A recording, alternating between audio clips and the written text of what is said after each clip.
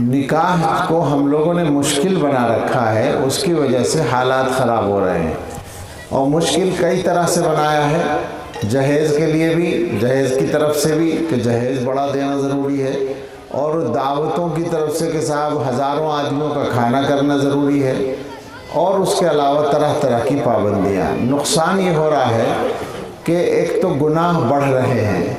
علماء نے لکھا ہے جس معاشرے میں نکاح مشکل ہوتا ہے، گناہ آسان ہو جاتا ہے۔ دوسرا نقصان وہ ہے جو اب سامنے آ رہا ہے کچھ عرصے سے، اور وہ اتنا بڑا نقصان ہے کہ اگر سارے لوگ اسی کو دور کرنے کے لیے، روکنے کے لیے محنت کرنے میں لگ جائیں تو بہتر ہے، اور وہ یہ ہے کہ بچوں کی شادیاں دوسرے مذہبوں میں ہو رہی ہیں۔ یہ بات اتنی آسانی سے کہنے کی نہیں، مجھ میں تو جان نہیں ہے بولنے کی، ورنہ میں پوری جان لگا کے آپ سے یہ بات کہوں کہ یہ ہم سب کے لیے ڈوب مرنے کا مقام ہے، پوری امت کے لیے، اور غیرت قومی کی وجہ سے نہیں، غیرت دینی کی وجہ سے، اور دنیا کی وجہ سے نہیں، آخرت کی وجہ سے۔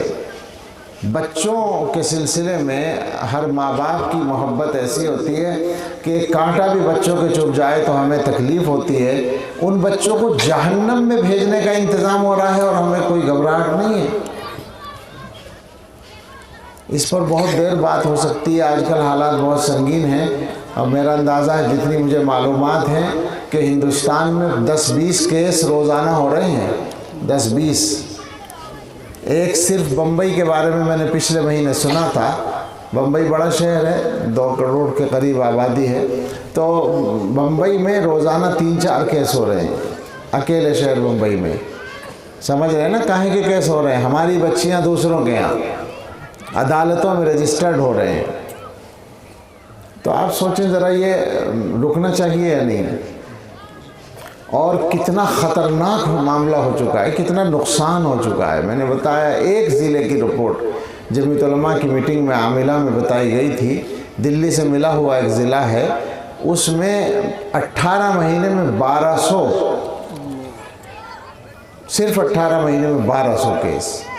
کیوں ہو رہا ہے؟ جلدی جلدی کہتا ہوں، ایمان نہیں سکھا رکھا ہے، ایمان کی قدر و قیمت نہیں سکھائی بچوں کو۔ دوسرے، شادی مشکل بنا رکھی ہے، وقت پہ شادی نہیں کی ہے۔ تیسرے، بچوں کی نگرانی نہیں کرتے ہیں، فیس بک پہ، سوشل میڈیا پہ بچے کیا کر رہے ہیں ہمیں کچھ خبر نہیں ہوتی۔ اسے چھوڑنا پڑے گا، غیر ذمہ داری کو چھوڑنا پڑے گا، غفلت کو دور کرنا پڑے گا، بچوں کی نگرانی کیجئے، بچوں کو آدمی بنائیے، انسان بنائیے، مسلمان بنائیے۔ ایک ایک بچہ بے حد قیمتی ہے، ایک ایک بچہ اللہ تعالیٰ کی امانت ہے ہمارے پاس، ان کی نگرانی کرنا بہت ضروری ہے۔